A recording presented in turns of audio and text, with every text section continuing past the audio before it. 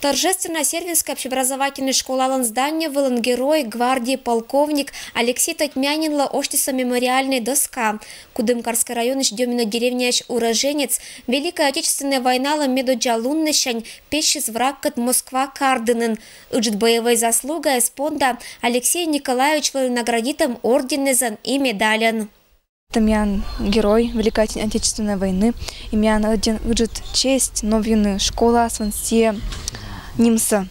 Вот. Сычка сын выйса уна награды из это орден Александра Невского, орден Отечественной войны первой степени, орден Красного Знамени. Мианем гордость, то, что установили мемориальная доска. Ми мадам Гижны исследовательской удж о медбу наших Таднусевич.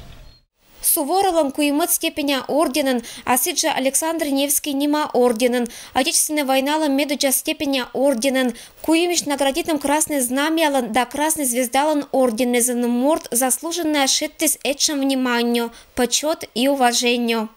К 70-летию Победы в нашем районе мы провели уже очень много мероприятий. И мы эти мероприятия продолжаем. И чтобы увековечить память наших земляков, которые прославили себя в годы Великой Отечественной войны, а именно наши воины-земляки, которые удостоены полководческих наград.